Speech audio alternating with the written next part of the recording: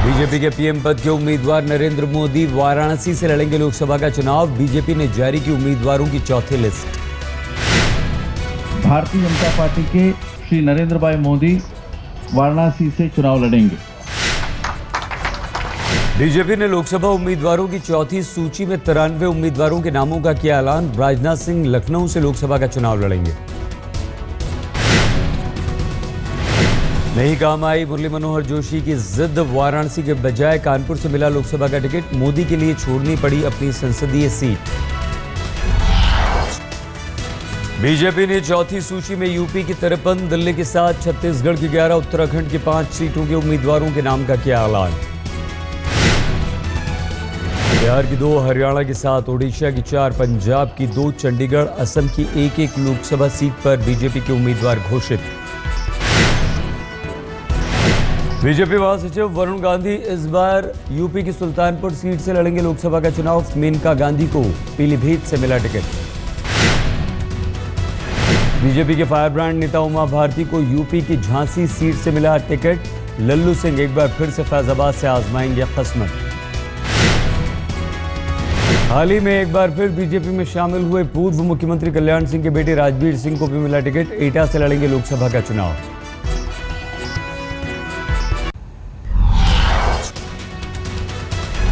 दिल्ली की 7 सीटों पर बीजेपी ने किया लोकसभा उम्मीदवारों के नामों का ऐलान। विधानसभा में नेता विपक्ष रहे डॉक्टर हर्षवर्धन चांदनी चौक से लड़ेंगे चुनाव।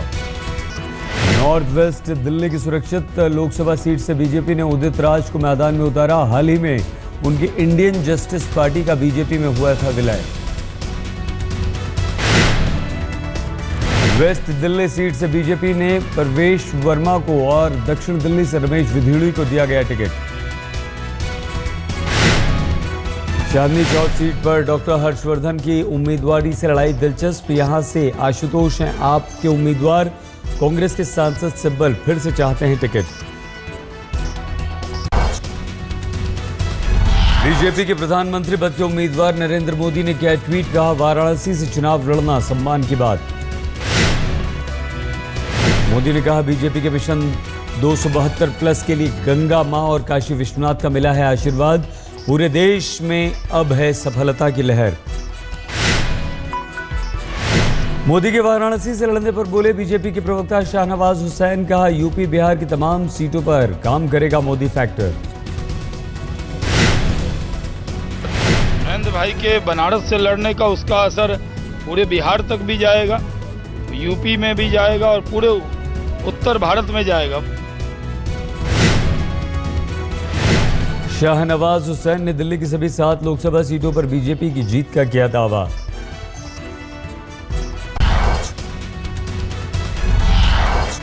मोदी के वाराणसी से चुनाव लड़ने पर बोले कांग्रेस के नेता और मंत्री राजीव शुक्ला, इस फैसले से चुनाव परिणामों पर नहीं पड़ेगा कोई फर्क। वहां से लड़ रहे हैं लेकिन उसका पूरी यूपी पे कोई असर नहीं जाएगा, बल्कि बीजेपी जो है वो सिर्फ शहरों में ही चुनाव लड़ रही है। शहरों में उसकी फाइट है, बाकी देहाती इलाकों में उसे काफी कठिनाई का सामना करना है। राजीव शुक्ला ने कहा अंतर्कलह से जूझ रही है बीजेपी। मुरली मनोहर जोशी को कानपुर से टिकट देना इसी का नतीजा।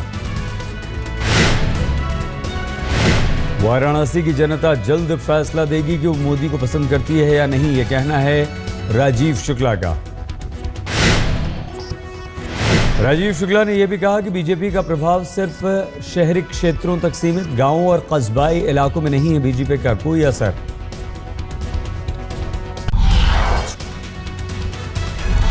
बीजेपी के रूठे नेताओं में किसी की सुनी गई और किसी को किया गया नजरअंदाज। शॉटगन शत्रुघ्न सिन्हा एक बार फिर से पटना साहिब से टिकट पाने में रहे कामयाब।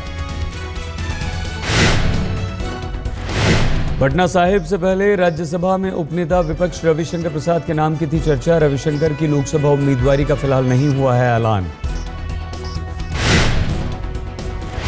राज्यसभा में नेता विपक्ष अरुण जेटली को अमृतसर से मिला टिकट। जेटली पहली बार लड़ेंगे लोकसभा का चुनाव। बिहार के पूर्व मंत्री और बीजेपी के नेता गिरिराज सिंह भी नाराज, मनचाही सीट से टिकट नहीं पाने से खुश।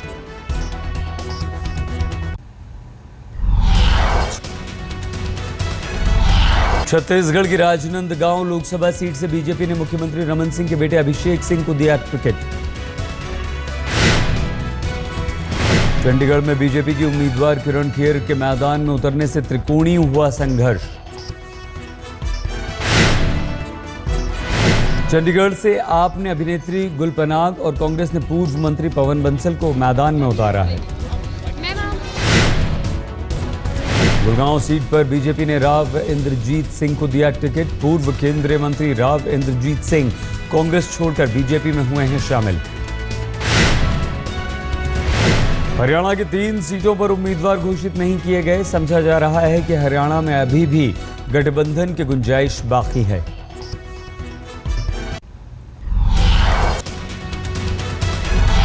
फरीदाबाद से कृष्णपाल गुर्जर को बीजेपी से लोकसभा का टिकट मिलने पर जश्न, समर्थकों ने आतिशबाजी की।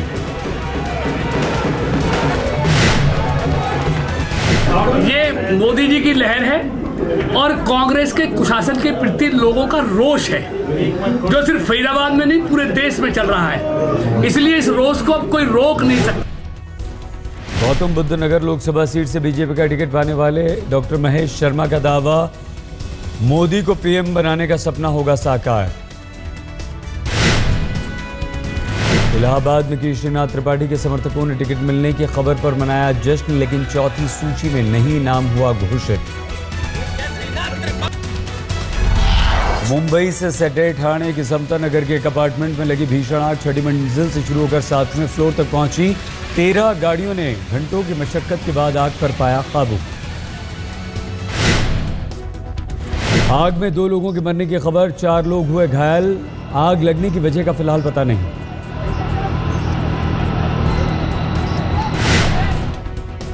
दिल्ली के शालीमार बाग में रिंग रोड पर दिखा रफ्तार का कहर। तेज गति से आ रही कार ने 2 ऑटो में मारी टक्कर, 2 युवकों को कुचला।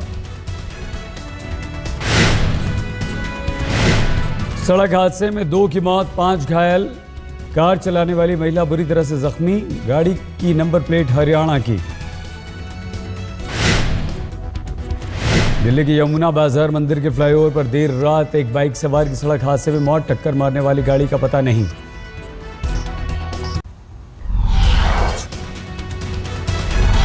पश्चिम बंगाल के वर्धमान में गैरेज में लगी भयंकर आग, हादसे में लाखों का नुकसान। गैरेज में तैयार हो रही थी बस लॉरी की बॉडी, आगजनी में फ्यूल गैस सिलेंडर में हुआ ब्लास्ट। दिल्ली के निजामुद्दीन इलाके में विदेशी मूल के नागरिकों और स्थानीय लोगों के बीच जमकर हुई झड़प। हालात को काबू में करने के लिए बुलाई गई पुलिस। गायब हुए मलेशिया एयरलाइंस के विमान को लेकर अमेरिका के पूर्व विदेश मंत्री स्ट्रॉप टॉलबोट का सनसनीखेज ट्वीट लिखा, जहाज के अपहरणकर्ता भारत के किसी शहर में 9/11 जैसी घटना को दे सकते हैं अंजाम। मलेशिया में गायब हुए विमान के पायलट जहरी अहमद शाह के घर पर पुलिस की तलाशी। कल मलेशिया के पीएम ने विमान को जानबूझकर भटकाए जाने की जताई थी आशंका।